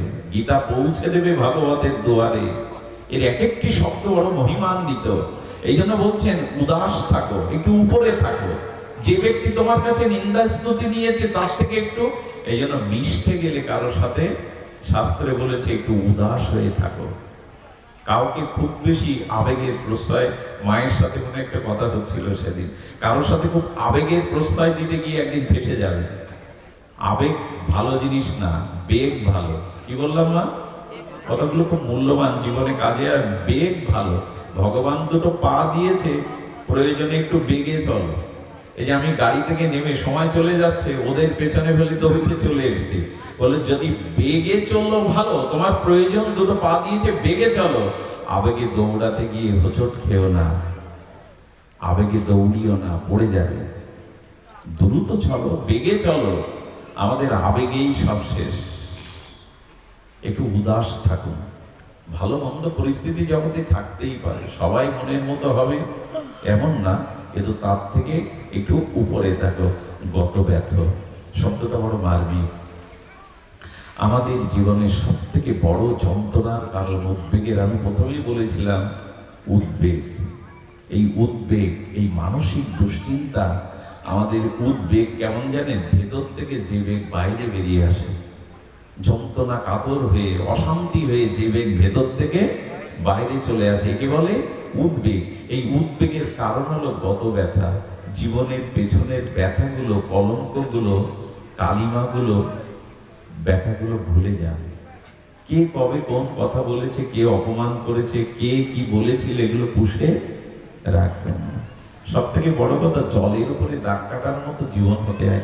গত ব্যথাকে পুষে রাখলে ওই ব্যথা ধীরে ধীরে যন্ত্রণা কাতর হয়ে মহাব্যাধি হয়। খুব বেশি পুরনো ব্যথা, যন্ত্রণা। শিশুরা ভগবানের স্বরূপ কেন জানেন, দেবতাদের মতো জানেন। 5 মিনিট আগে থেকে চড় মেরেছেন, 5 মিনিট পরে আবার সে আপনার কোলে আসবে। চকলেট দিলে ওরা পিছনের ব্যথাকে ভুলে যেতে পারে, এই জন্য ওরা তো সরল। ওরা হাসলে পরিবার হাসে, ওরা হাসলে সংসারের দুঃখ কাজ করে না, ওরা ব্যথাকে ভুলতে পারে। এই জন্য আচ্ছা, কোন শিশু হাসলে পরিবারের সবার মন ভালো হয়ে যায়, অশান্তি অর্ধেক দূর হয়ে যায়। যে গৃহে শিশু নাই সেটা অনেকটা অর্ধেক নরক হয়ে গেছে। শিশুর মুখ পুরো পরিবারকে আনন্দ। এটা চক্রবর্তী ঠাকুর বলেছেন, যে গৃহে শিশু নাই তাদের অনেক আনন্দ বঞ্চিত।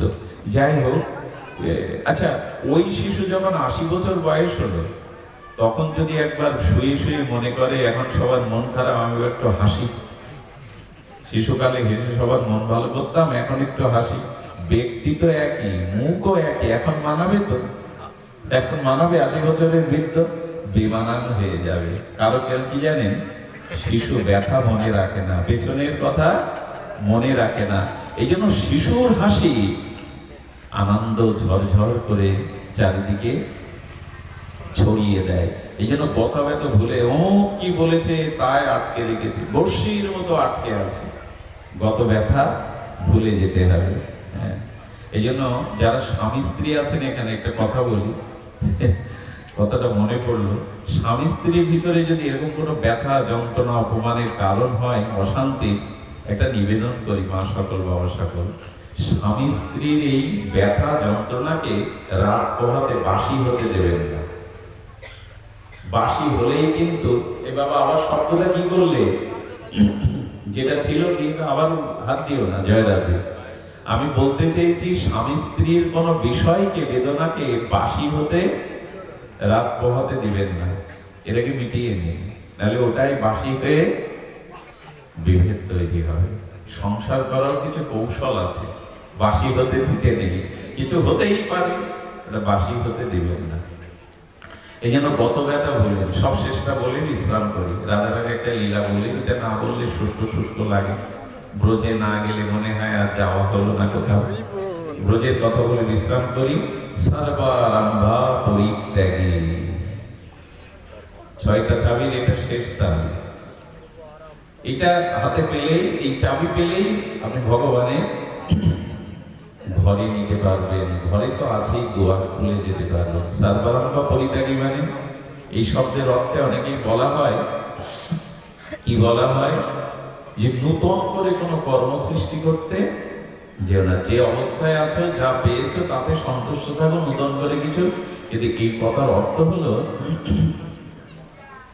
জীবনে কর্মফলের চেষ্টার দ্বারা অর্থবিত্ত, সামর্থ্য, সম্মান যেটুকু পেয়েছেন, যদি মনে হয় লোন নিয়ে খুব বড় ব্যবসা করে বড় হব, লোকের কাছে টাকা বন্ধক নিয়ে এই গ্রামে আমিও ওদের মতো ধনী হব, আর এই কোন প্রত্যাশা নিয়ে যদি নতুন কোন কর্ম আরম্ভ করতে যান, ভগবান এখানে নিষেধ করেছেন প্রতিযোগিতার দ্বারা অন্যের সমান হওয়ার জন্য ঋণগ্রস্ত হয়ে জমি বন্ধক রেখে কারোর কাছে ধার দেনা নিয়ে ভিটে বাড়ি বন্ধক রেখে নতুন কোন কর্ম সৃষ্টি করতে যেও না। এরকম করেই অনেক মানুষ পথে বসেছে, কোন এনজিও তৈরি করেছে, ব্যাংকের লোন নিয়েছে, তার জীবন।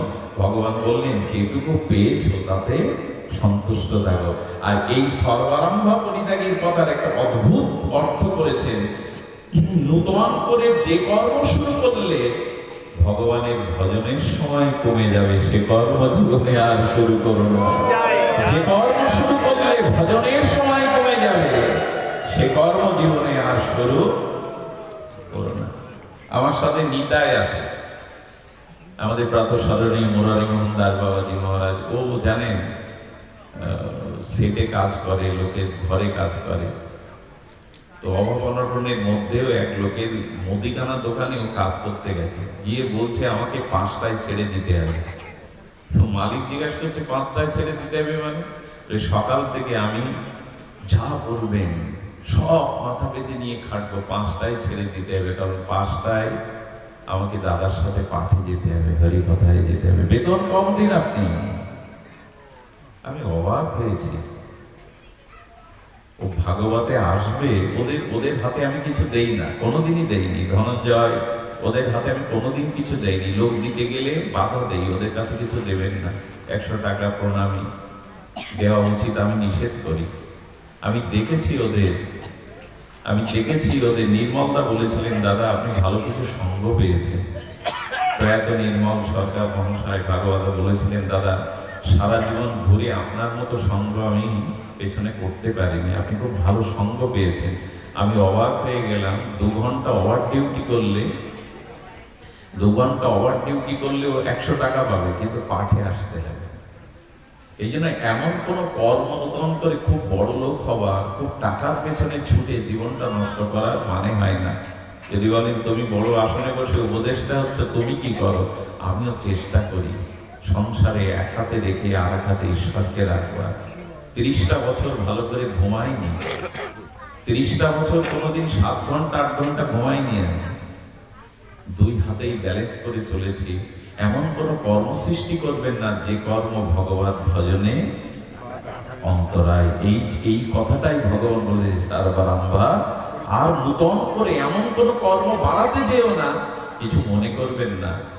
আমাদের এক গুরু ভাই, তিনি শিক্ষকতা করেন মহাদেবপুর, নওগাঁ মহাদেবপুর। আশ্চর্য, আমি তার গৃহে গিয়ে অবাক হয়ে গেলাম। তার স্ত্রী অত্যন্ত মনোরমা সুন্দরী শিক্ষিতা।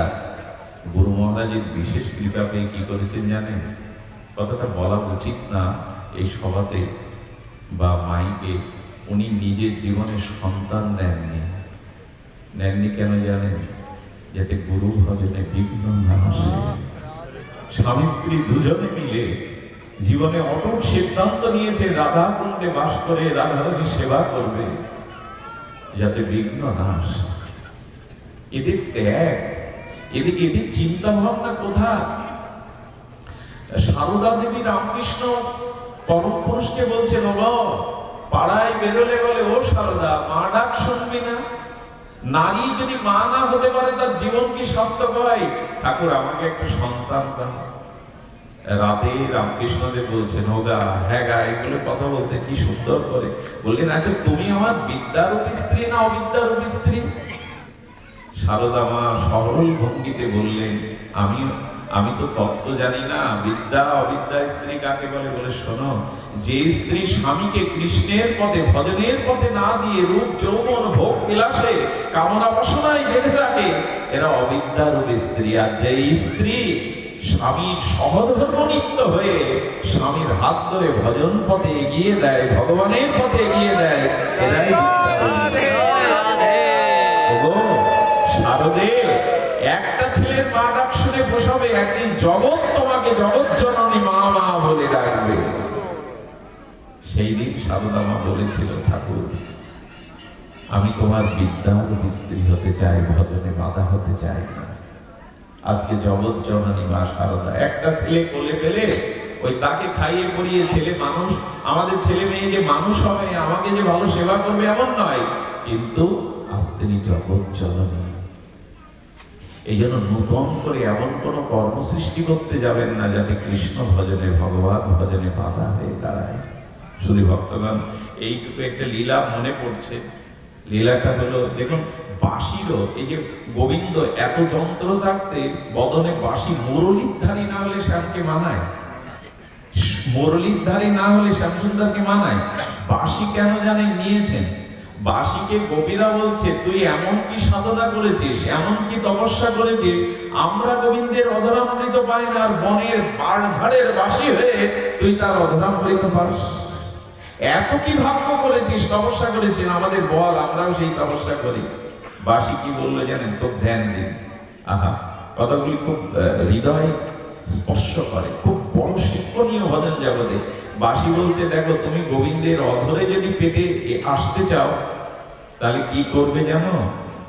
তুমি যে পরিবারের মধ্যে আছো, তুমি যে পরিবারের বাড় ঝাড়ের মধ্যে আছো, প্রথমত ওর থেকে অস্ত্র দিয়ে কেটে তো আমাকে আলাদা করতে হয়েছিল। বাঁশি করতে গেলে একটা বাঁশ তো আলাদা করতে হবে।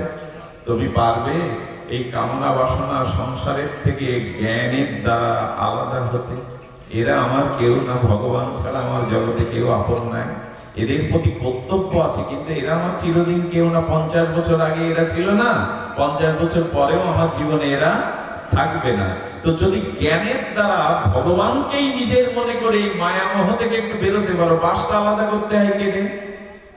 বলে তারপরেও কি যায়, এটা চাই ওটা চাই, কামনা বাসনা কত আশায় কুঞ্চিগুলো তারপরে সেটেছে, কুঞ্চিগুলো কত, এটা চাই ওটা চাই, কামনা বাসনা।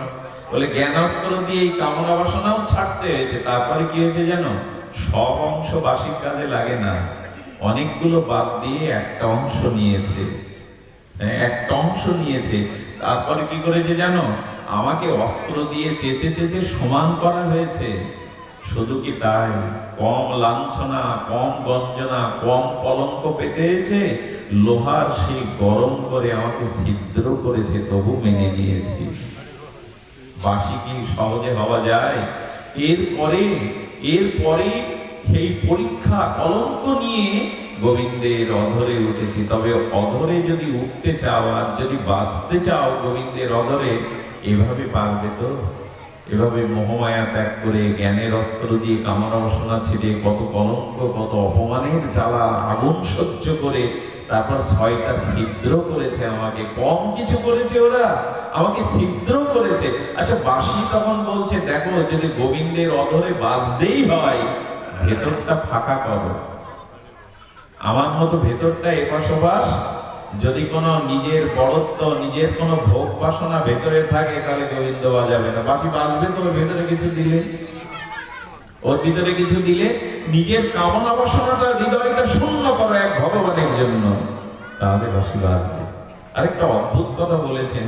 আচ্ছা, আপনাদের বললেন, দেখুন বাঁশি শূন্য করতে বলেছেন।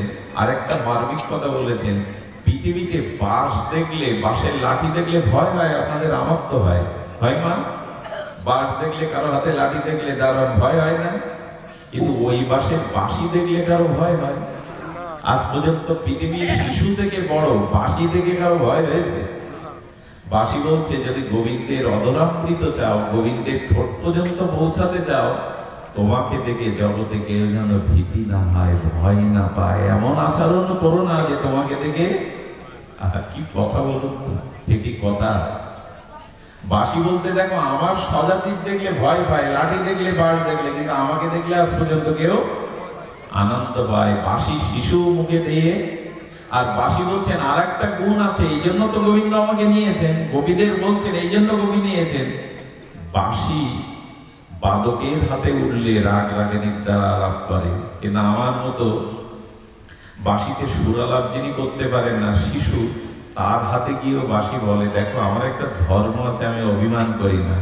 যদি সঙ্গীতজ্ঞ বাঁশি আলানায় আমি বাজি, আর যে সঙ্গীত জানে না, যে ভালো, যার ভিতরে সুরালাপ নেই, সেও দিলেও আমি বাজে, আমি অভিমান করি না তোমার বলে উঠবো না, আমি সবাইকে আনন্দ দেওয়ার জন্য তার মতো করে বাজি, আমাকে যে যেভাবে বাজায় আমি তার হাতে তেমন করে বাজি, অভিমান করি না, আমি গোবিন্দের হাতে মুরলীর ধ্বনি বলে তোমার হাতে বাজবো।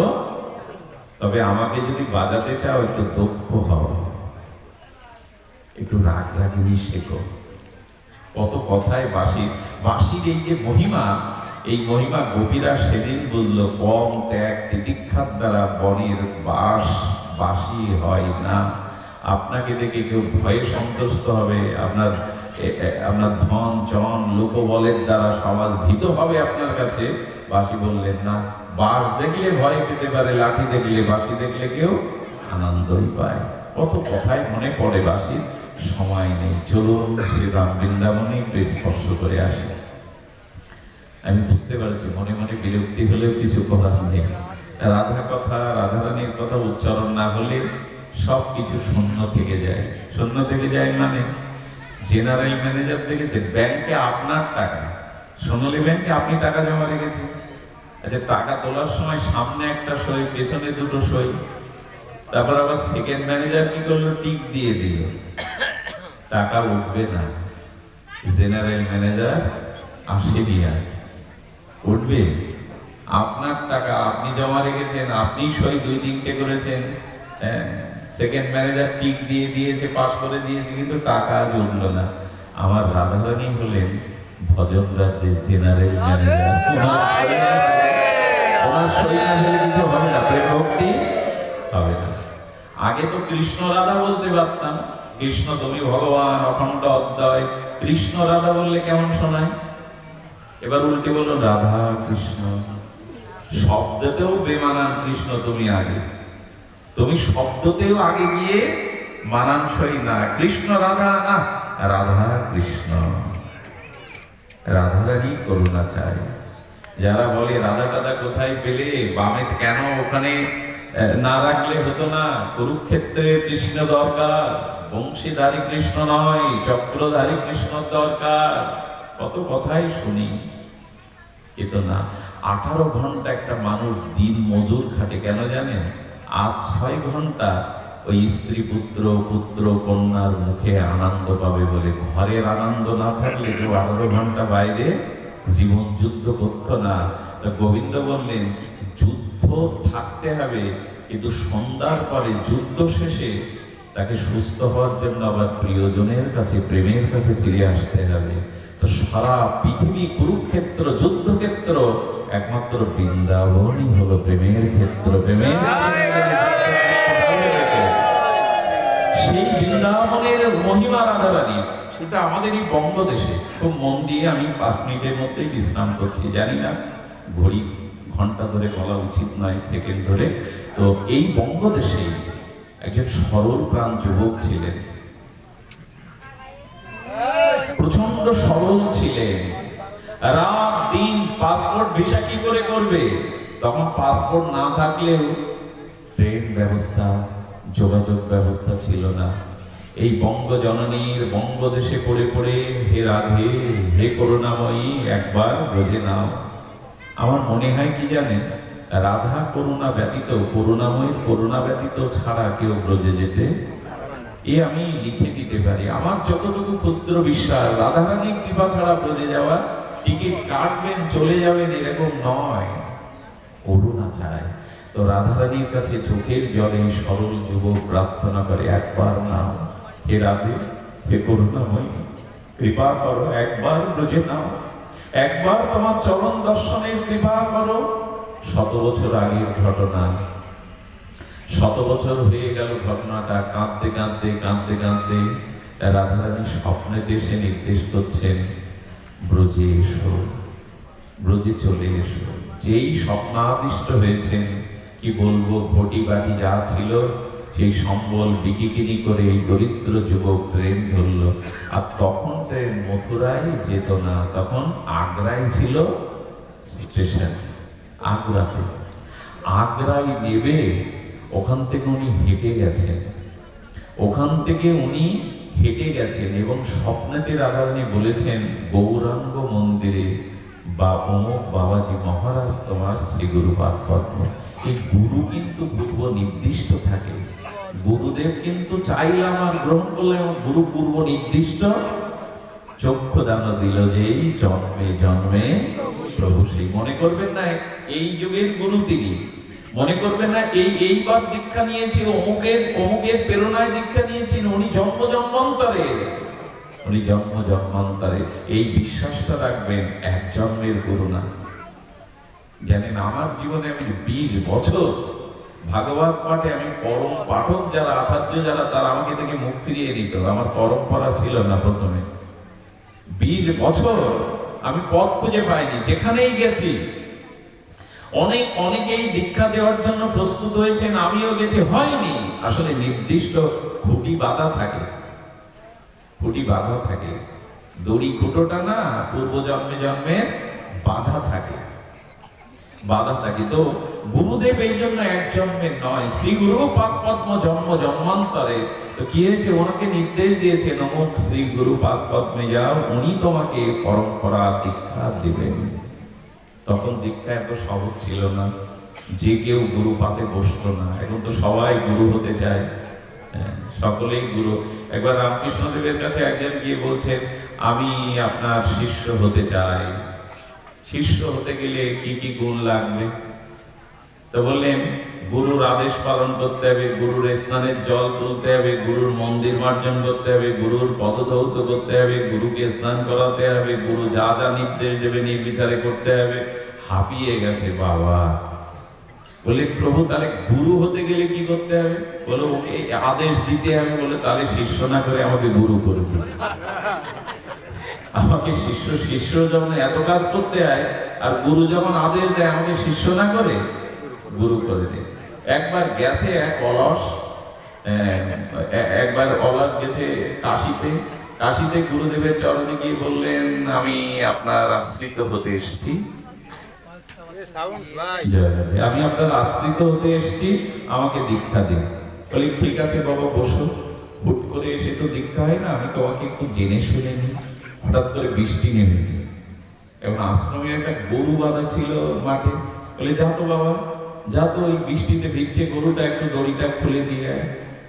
তো গুরুদেবের দিকে তাকিয়ে আছে, কি রে দড়িটা খুলিয়ে দিয়ে গাড়িটা ভিজছে আশ্রমে। গুরুদেব কি বলবি কিছু? বলে দেখুন, বন্ধন মুক্ত করা গুরুদেবের কাজ, আমার কাজ তো বন্ধন মুক্ত করা না। ভববন্ধন, সব বন্ধন তো গুরুদেবই মুক্ত করেন, আমার কাজ তো বন্ধন মুক্ত করা না। প্রভু বন্ধন মুক্তি গুরুদেবের কাজ। গুরুদেব বললেন, ও শিষ্য হতে আসেনি, গুরু হতেই এসেছে। অনেকেই বড় বড় গুরুদেবের কাছে দীক্ষা নিতে চায় কেন জানেন? দীক্ষাটা পেলেই বসে যাব, অধিকার জন্মাবে, খবরদার এসব চিন্তা করবেন না। দীক্ষা পেলেই বসে যাব, অধিকার জন্মাবে, আমি অমুকের। এই জন্য কিছু মনে করবেন না। বড় বড় পাঠকদের, বড় বড় ভক্তদের গুরুদেবের নামটা মুখে নেন না। ওনাকে ভুল বুঝবেন না, উনি বন্ধ করতে বলছেন না, 20 মিনিট চালাতে বলছেন। 20 মিনিট না, আমি সময়টা শেষ করছি। দেখুন, গুরুদেবের নাম, বড় পুত্রের নাম, স্বামীর নাম, এগুলো মুখে সহসা শাস্ত্র নিষেধ করেছেন। এমনকি অনেক স্ত্রী আছে, কিছু মনে করো না বা আমি ক্ষমা চেয়ে নিচ্ছি, অনেক স্ত্রী আছে স্বামী যদি নাম ধরে ডাকে তারা খুশি হয়, কিন্তু এটাও বেদে নিষেধ আছে। কারো নাম ধরে ডাকলে তার কিছুটা অকল্যাণ হয়। বড় পুত্র, স্বামী স্ত্রীর নাম, স্ত্রী স্বামীর নাম, গুরুদেবের নাম মুখে সহসা নিতে নেই। শ্রী গুরু পাদ পদ্ম বলতে হয়। আমি প্রথমে উঠে না, প্রথম দীক্ষা নেওয়ার পরে গিয়ে খুব বড় করে মানে বিশেষণ দিয়ে যখন এলাম, একজন আমাকে বললো, থাপ্পড় মারবো বেটা, গুরুদেবের নাম করে জানাতে চাইছো তুমি কত। নাম নিয়ে কি হয় জানেন? নাম নিলে নিজের অভিমান প্রকাশ হয়, আমার গুরুদেব অমুক। আচ্ছা, আমার গুরুদেবের পরিচয় কি করে হবে? বলো, তোমার চরিত্র দেখে, তোমার আচরণ দেখে, তোমার মেধা দেখে লোক জেনে যাবে অমুক গুরুরই শিষ্য।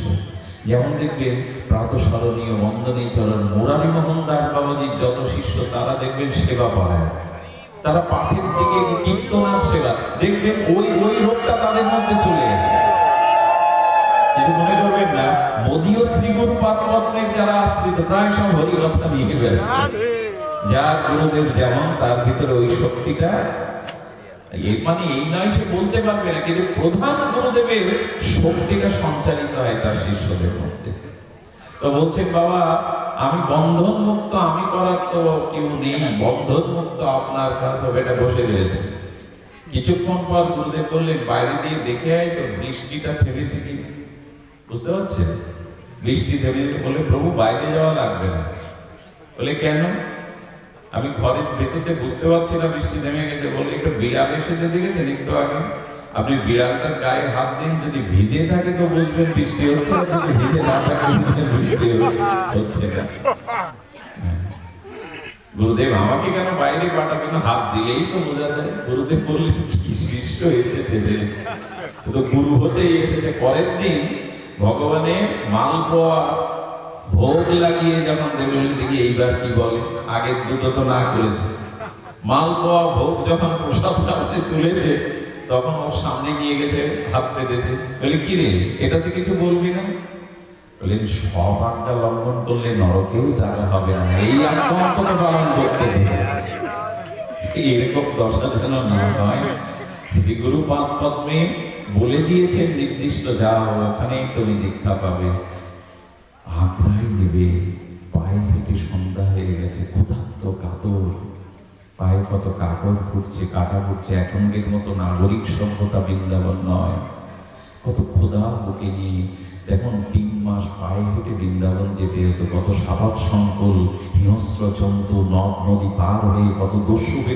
আমার মনে হয় এই 3 মাস যে মন তৈরি হয়ে যেত রাধারণের জন্য, ওখানে গেলেই পেয়ে যেত। এখন তো রিটার্ন টিকিট কি বলে, রিটার্ন টিকিট কেটে আনে, প্লেনেও উড়ে যায়।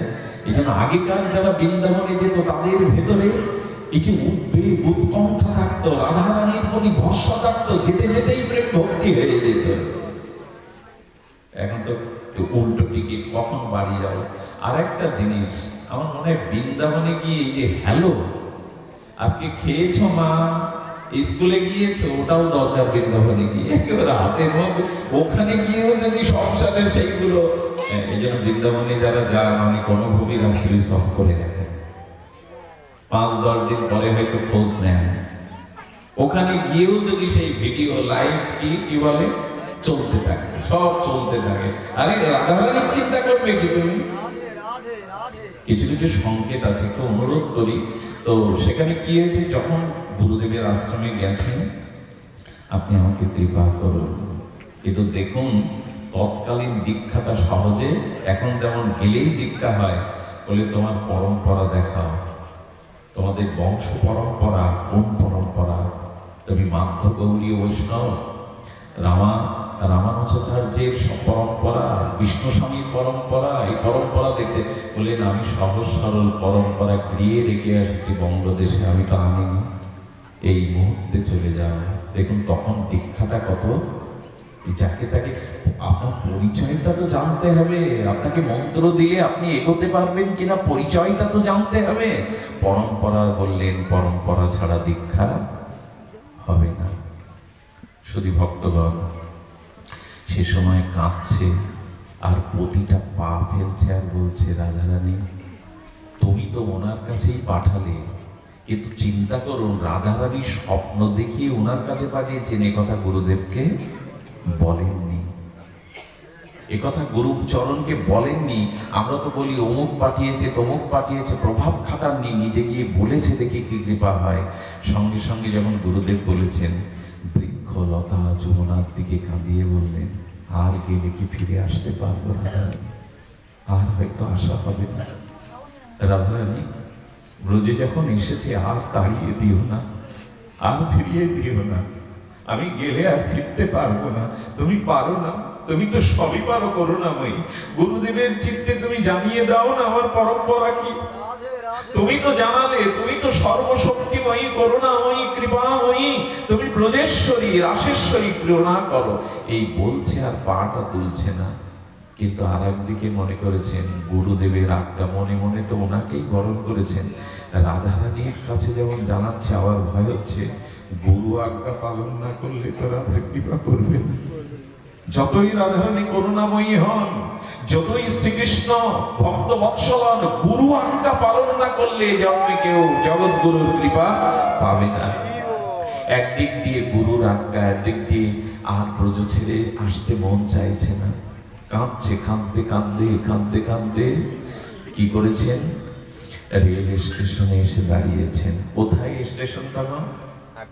আগ্রাতে। ট্রেনটা আসবে, চোখ বন্ধ করে শেষবারের মতো কাঁদছে, হে রাধে, আমি গেলে আর ফিরতে পারবো না, তুমি একটু উপায় করো, হে রাধারানী তুমি করুণা করো, ব্রজ থেকে বিমুখ করে দিও না, আমি ফিরতে চাই না। এই চোখ বন্ধ করে রাধারানীর চরণ চিন্তায় প্রার্থনা করতে করতে চোখ যখন খুলেছে, তখন কাউকে জিজ্ঞাসা করছে ট্রেন আসবে না? বলে মূর্খ কোথাকার, ট্রেন তো চলে গেল তোমার চোখের সামনে দিয়ে। কতটা আন্তরিক প্রার্থনা হলে সামনে ট্রেন চলে গেছে বুঝতে পারিনি, বুঝতে পারিনি। যখন ট্রেন চলে গেছে, স্টেশনে ধোলায় পড়ে কাঁপড়াচ্ছে, হে রাধে কৃপা করো, আমি যাবো না, আবার গুরুদেবকে মুখ দেখাবো না, গুরু আজ্ঞা লঙ্ঘন করলে তোমার কৃপা পাওয়া যাবে না। স্টেশনে শুয়ে সারা রাত কাঁদলেন রাধারানীর কাছে। ভোরবেলা রাধারানী পূজারীকে, সেই আচার্যকে বললেন, তুমি ওকে কেন ফিরিয়ে দিলে? আমি তো তোমার কাছে ওকে পাঠিয়েছিলাম। চমকিত হয়ে, ও তো একবারও বলেনি তুমি কেন ফিরিয়ে দিলে, ওর পরম্পরা চাইছো তো, ওঠো স্নান করে মদন মোহনের চরণে যাও, আমি নিজে ওর পরম্পরা লিখে দিয়েছি মদন মোহনের চরণে, আমি নিজে ওর পরম্পরা লিখে দিয়েছি, যাও মদন মোহনের চরণে যাও। স্নান করে ছুটে মন্দির খুলে মদন মোহনের চরণে দেখলে রাধারানী নিজে হাতে লিখে দিয়েছেন পরম্পরা। গুরুদেব তখন বিপরীতে ওকে খুঁজতে বেরিয়েছে, বিপরীতে খুঁজতে বেরিয়েছে। একজনের পরম্পরা ছিল না, জানেন, সদ্গুরুদেব তাকে দীক্ষা দেবে না, রাধাকুণ্ডে ঝাঁপ দিয়েছে মরবে বলে, রাধারানী এসে তার হাত ধরে তুলে রাধারানী পরম্পরা দিয়ে দিয়েছিলেন। এই হলো ব্রজধাম, এই হলো রাধাকুণ্ড, এই হলো বৃন্দাবন। গুরুদেব খুঁজছে আর ও বিচারণ করছে, আমি যাব না, কিন্তু গুরুদেবকে মুখ আর আমি দেখাবো না, গুরু আজ্ঞা লঙ্ঘন করলে আমার কৃপা হবে না। গুরুদেব দূর থেকে দেখতে পেয়েছেন, দৌড়ে এসে বুকে নিয়েছেন, ওরে পাগল, রাধারানী স্বয়ং তোর পরম্পরা দিয়েছে রে, আমি কে তোকে ফিরাবো, আয় বুকে আয়, বুকে জড়িয়ে ধরে মাথা ভিজিয়ে দিলেন। ধন্য তুই, ধন্য তোর সরলতা, ধন্য তোর রাধারানীর কৃপা, ওরে রাধারানী তোকে পরম্পরা দিয়েছেন। ছোট্ট একটা সংকেত দেই, এরপরে যদি কেউ বৃন্দাবনে যান, 5টা জিনিসের আনুগত্য না নিয়ে বিগ্রহ দর্শন করবেন না। এই 5টা জিনিসের যদি আনুগত্য নিতে পারেন, তাহলে ব্রজনাথ, তাহলে ব্রজেশ্বরী আপনাকে কৃপা করবেই, এটা আমি নিশ্চিত বলে দিতে পারি। প্রথমটা হলো, স্টেশন থেকে নেমে বৃন্দাবনের ভূমিতে যখন নামবেন, মাথাটা আগে দিয়ে ব্রজ রেণুটা আগে মাথায় নেবেন, পাটা আগে দেবেন না। এই ব্রজ রেণুর সামর্থ্য আছে, যাদের ব্রজ রেণুর প্রতি ভক্তি নাই, যাদের, আচ্ছা বৃন্দাবনে অপ্রকট হয়েছেন গোবিন্দ, রাধারানী ধুলিটা নিয়ে যেতে পারেননি, ধুলিটা এখনো সেই ধুলি আছে। এজন্য ব্রজে গিয়ে পাদুকা পায়ে দিবেন না, ওই ধুলিতে রাধারানী বৈকুণ্ঠে, বৈকুণ্ঠে দ্বারকায় গোবিন্দের পায়ে পাদুকা ছিল, রাধারানীর পায়ে, লক্ষ্মী দেবীর পায়ে, বৃন্দাবনে পাদুকা দেননি। আগে ধুলোগুলো অঙ্গে ভাববেন। করি তো আমরা, জামা খুলে বা জামার কাপড়ের ভেতর দিয়ে ধুলিগুলো অঙ্গে মাথায় অভিষেক করি, তো ওই ধুলি প্রথমে কৃপা করে দেবে, তবে এগোতে পারবেন। দ্বিতীয়ত, বৃক্ষগুলিকে বৃক্ষ মনে করবেন না, বৃক্ষগুলির পাশে বসে একান্তে বলবেন, তোমরা লীলা সাক্ষী, তোমরা জানো যুগল কোথায় লীলা করছে দাও না বলে, তোমরা যোগী ঋষি মুনি যুগ যুগান্তর বৃন্দাবনে বিজ্ঞ হয়ে আছো লীলা দর্শনের জন্য, তোমরা বলে দাও না আমার শ্যাম সুন্দর কোথায়। আমার রূপ গোস্বামী যখন লুপ্ত বৃন্দাবন উদ্ধারের জন্য বৃক্ষের কাছে কাঁদতেন, কাঁদলেন, বলে দাও না কোন লীলা কোথায় ঘটেছে, তোমরা বলতে পারো। বৃন্দাবনে কারো কাছে কিছু জিজ্ঞাসা করার নেই, বৃক্ষের কাছে যদি জিজ্ঞাসা করেন ওরা আপনাকে বলে দেবে। এক এক বৃক্ষতলে বাস করতেন, কেন জানেন? রূপ সনাতন। এই বৃক্ষের তলে বুঝি এই লীলা করেছেন ভগবান, এই জন্য এক এক বৃক্ষের তলে বাস করতেন। আমাদের বল্লভাচার্য বলেছেন, বৃক্ষগুলো জড়িয়ে ধরিয়ে জিজ্ঞাসা করতে হয়, আন্তরিকভাবে জিজ্ঞাসা করতে হয়, বলো না এখন শ্যাম কোথায়। তৃতীয় হলো যমুনা। তৃতীয় হলো কি? আগে গিয়ে যমুনাকে, গোবিন্দ প্রেয়সীকে বন্দনা করে তার জল পান করবেন, যে জল রাধারানী পান করেছেন, গোবিন্দ পান করেছেন, যে জলের মধ্যে এখনো গোবিন্দের পদধৌত রাধারানীর জল কেলির প্রসাদ চরণামৃত মিশানো আছে। আমার একবার জ্বর হয় ব্রজে যেতে, খুব জ্বরে আক্রান্ত, প্রায় 1-1.5 দিন ভালো কিছু অন্ন পাওয়া হয়নি, জ্বর মাথা ঘুরছে। বিশ্বাস করুন, যমুনায় স্নান করে উঠে দেখি জ্বর নেই, ক্লান্তি নেই, দিব্য সুস্থ মানুষ। আমি অনুভব করলাম আজও যমুনার মধ্যে এই চরণামৃত আছে। যমুনার কাছে কাঁদবেন, যমুনার জল পান করবেন। প্রথমে গিয়েই আগে কেনা জলটা মুখে দেবেন না, আগে চরণামৃত করে যমুনার জল দেওয়ার পরে কেনা জল নিতে পারেন, না হলে অসুস্থ হয়ে যেতে পারেন। কিন্তু যমুনা। দ্বিতীয় হলো ব্রজবাসীদের ব্যবহার দেখে তাদের কখনো ব্যবসায়ী বা খারাপ মনোভাব পোষণ, এরা টাকা নেয়, এরা ব্যবসা করতে বসেছে, খবরদার। ব্রজবাসীরা যদি অপমানও করে, ভাববেন এটা আমার অমৃত। বৃন্দাবনে গিয়ে যদি কারো সম্মান পান, জানেন আপনি বিষ পেলেন। আর বৃন্দাবনে গিয়ে যদি অপমান পান, জানেন আপনি অমৃত পেয়ে গেলেন, অমৃত পেয়ে গেলেন আপনি। এই ভাব বৃন্দাবনে গিয়ে থাকতে হয়। আচ্ছা, আমি বৃন্দাবনে গেলে যদি মনে আমি একটু পাঠটাট করি, নেটে পাঠটাট, এখানে যদি কেউ আমাকে চিনতো, একটু ভালোবাসতো, তুমি সেই পাঠক, খবরদার। ব্রজে গিয়ে যদি সম্মানের আশা থাকে, তুমি বিষ নিয়ে এলে বৃন্দাবনে। বরঞ্চ ব্রজবাসীদের অপমান, এটা ব্যবহার থাকতে পারে, অনেক অসঙ্গতি থাকতে পারে, কিন্তু ওরা ব্রজবাসী। আর চতুর্থ আমি সংক্ষেপে বলে যাচ্ছি, পঞ্চম হলো গোপেশ্বর মহাদেব। গোপেশ্বর মহাদেবের কৃপা না মেমে, ভিক্ষা না মেগে ব্রজ দর্শন করতে যাবেন না। এই 5টি অপেক্ষা আছে। এই 5টি শরণাগত হয়ে যদি রাধা মোহনকে দেখতে যান, রাধা কালাচাঁদকে দেখতে যান, বাকি বিহারীকে দেখতে যান, তবেই বাকি বিহারী আপনার দিকে চাইবে।